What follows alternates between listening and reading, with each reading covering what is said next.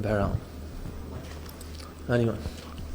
जी अस्सलाम वालेकुम Aamir, this is Bahram Qazi from grassroots cricket. सबसे पहले मुबारकबाद आपको नॉक पे, अनलकीली हार गए, मगर मुझे ये बताएं कि आपकी बड़ी शानदार फॉर्म चल रही जब से ऑस्ट्रेलिया का वो टूर हुआ है, उस टूर से कितना कॉन्फिडेंस मिला और कितना कुछ सीखा आपने अपने करियर में, और उस सेलिब्रेशन के बारे में भी कुछ बताते चले। वहाँ वाली सेलिब्रेशन या यहाँ वाली? यहाँ वाली। बिस्मिल्लाहिर्रहमानिर्रहीम।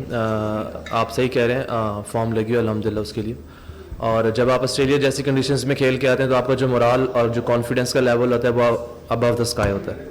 और स्पेशली जब आप टेस्ट में परफॉर्म करके आते हैं तो T20 is not that hard, तो T20 मेरे ख्याल में ईजी हो जाती है आपके लिए।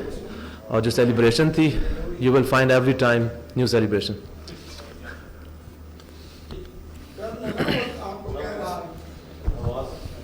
नवीद खोखर रोज टीवी से। आमिर भाई पता करना था, आज ज़बरदस्त किस्म की आपने बैटिंग की, लेकिन जब आप बॉल कर रहे थे तो हम बड़ा ऑब्जर्व कर रहे थे कि बाबर आजम आपके नज़दीक नहीं आ रहे थे, ना आप बाबर से कोई हेल्प ले रहे थे। एक ओवर में जब आपको 14-15 रन लगे तो वो आपके नज़दीक भी नहीं आए। क्या आप उनकी बात नहीं सुनते या वो आपको बात बताते नहीं हैं? नहीं, ऐसा कभी भी नहीं होता कि वो हमारी बात सुनते नहीं और या हम उनकी नहीं सुनते। वो क्या बताते, मतलब I think we are mature enough at this level, that's why we are playing PSL मेरे ख्याल में।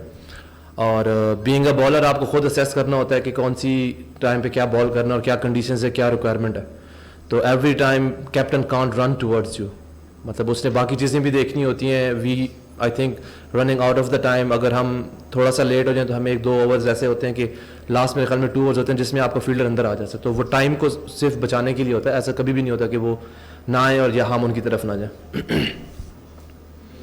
आमिर, 18 पे आधी टीम पवेलियन लौट चुकी थी, क्या ऐसे में कितना प्रेशर महसूस कर रहे थे और थॉट प्रोसेस पूरी आपकी बैटिंग के दौरान क्या रहा था, और किस मौके तक आप लोग पूरी उम्मीद थे कि आप ओवर द लाइन अपनी टीम को ले जा पाएंगे? I think they bowl brilliant, और I think that was the phase when they took the game away from us. और जहाँ तक बात है, when you don't have to lose anything, so you go for everything. तो कोई pressure नहीं था, ज़्यादा से ज़्यादा what was the worst part, out ही होना था। तो बस यही सारा जो बैक इन द माइंड चल रहा था, सारा कुछ यही चल रहा था। जी आमिर, अस्सलाम वालेकुम, अमीर हमजा पेशावर ज़ल्मी टीवी से। अच्छा आमिर, मुझे ये बताइएगा कि पिच कैसे बिहेव कर रही थी, क्योंकि आपको काफ़ी हमने देखा कंफर्टेबल, लेकिन हमारे जो पेशावर ज़ल्मी के बाकी प्लेयर्स थे उन्होंने स्ट्रगल किया। तो ज़रा पिच की बताएंगे किस तरह बिहेव कर रही थी आपके लिए? देखिए, new ball, night condition, under the lights, जहाँ पे भी आप खेलेंगे, इवन आप सीमेंट पे भी खेलें तो स्विंग होगा। और स्पेशली नसीम शाह की क्वालिटी है कि वो करते हैं, स्विंग भी करते हैं, हर कंडीशंस में करते हैं। और मेरे ख्याल में क्रेडिट उनको देना चाहिए, क्योंकि वही एक फेस है जहाँ हम गेम ऑलमोस्ट लॉस्ट कर चुके थे। प्लस जब आप सेट हो जाते हैं इस तरह की पिच के ऊपर, तो वहाँ पे आपको ये होता है कि आपने फिर विकेट लूज़ नहीं करनी, लाइक इतना डिफ़िकल्ट फिर नहीं होता। हमने इतना एक्सपेक्ट नहीं किया था कि स्पिन भी इतना ज़्यादा होगा, ग्रिप भी बहुत ज़्यादा होगा, लेकिन वो सेकंड इनिंग में हुआ। तो मेरे ख्याल में, और स्टार्ट में जो सीम हुआ तो उसमें हम इतना एक्सपेक्ट कर नहीं रहे थे।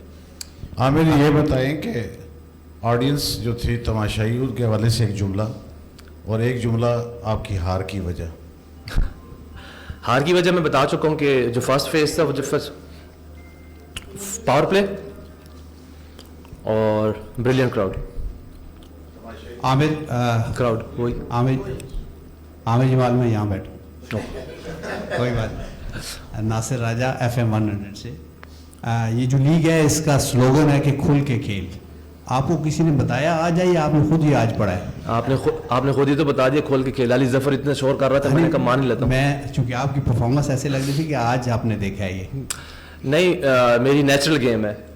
स्पेशली अगर जिस नंबर पे मैं आके बैटिंग करता हूँ तो वहाँ पे मेरे पास बहुत कम बॉल्स होती हैं, इतनी ज़्यादा होती नहीं है कि मैं अपने आप को पहले सेट करता हूँ। तो I have to go from the ball first.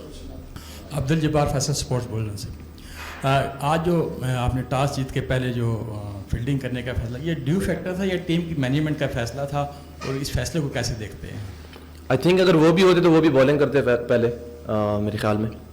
उसकी वजह ड्यू फैक्टर डेफिनेटली होता है, रात के टाइम आपको ड्यू फैक्टर इफेक्ट करता है।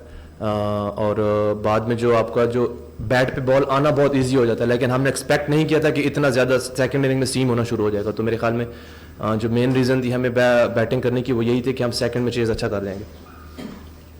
आमिर, पिछले एडिशन में भी हमने देखा कि आप पहले 5 मैच जो है वो बेंच पे बैठे रहे और फिर रावलपिंडी में आपको मौका दिया गया। इस दफ़ा भी आप पिछले सीजन में आप रावलपिंडी में खेले, पहले मैच में आप इम्पैक्ट प्लेयर रहे, दूसरे मैच में आप मैन ऑफ द मैच रहे। इस दफ़ा भी आपको 2 मैचेस के बाद शायद ड्रॉप कर दिया गया और रावलपिंडी में आपको खेलने का मौका दिया गया। क्या आपकी मैनेजमेंट में स्पेसिफिक आपको कोई रावलपिंडी के लिए रखा हुआ है? देखें, मेरे ख्याल में this question should have been asked from the management as well. और जहाँ तक बात है कि मेरे ख्याल में फ्रेंचाइज क्रिकेट जो होती है उसमें आपके डिफरेंट कम्बिनेशन ट्राई होते हैं, और सेम लास्ट ईयर भी ऐसा ही हुआ था कि we were struggling to get that momentum going, और हमने जैसे ही हमारा मोमेंटम बना तो मेरे ख्याल में मैं बाकी के सारे मैचेस खेला था। सेम इसमें भी ऐसा ही हुआ, और मेरे ख्याल में शायद मेरे लिए लकी है रावलपिंडी का ग्राउंड, वो भी चाहते हैं कि यहाँ पे लक आजमाओ। Mohsin Ali, president Rawalpindi Islamabad sports association और मेट्रो न्यूज़ का मैं स्पोर्ट्स एडिटर हूँ। आमिर, आपको मुबारक हो, बहुत अच्छा आप खेले हैं। हमारे एक साबका ऑलराउंडर हैं, टीवी पे बैठ के हमेशा वो तो कहते हैं आप आम से, आपको तो बैटिंग नहीं आती। ऑस्ट्रेलिया में भी आपने बैटिंग दिखाई, आज भी आपने बैटिंग दिखाई। किस तरह की बैटिंग वो आपसे देखना चाह रहे हैं? अब मैं आपकी सेलिब्रेशन, एक बंदे ने पूछा था कि वो सेलिब्रेशन की होती, तो I don't care about critics. मेरा बीइंग ऑलराउंडर जो जॉब है, I think I am just trying to give my best, and whoever talks about me behind me, I don't care. I think मेरा जो main focus होता है वो ये होता है कि जब भी मुझे या बॉलिंग में या बैटिंग में जहाँ पे भी मुझे मौका मिले तो मैं अपने आप को वैल्यूएबल टीम के लिए इम्पैक्ट प्लेयर साबित करूँ। और बीइंग ऑलराउंडर, आप हर मैच में ऑलराउंडर से ना तो 50 एक्सपेक्ट करते हैं और ना ही 5 आउट एक्सपेक्ट करते हैं, तो या वो बैट से करेगा या वो बॉल से करेगा। तो I don't know his name, but ever his name is, तो due respect from him as well. उसने मेरी अच्छाई के लिए बात की होगी, इस वजह से बात की उसने।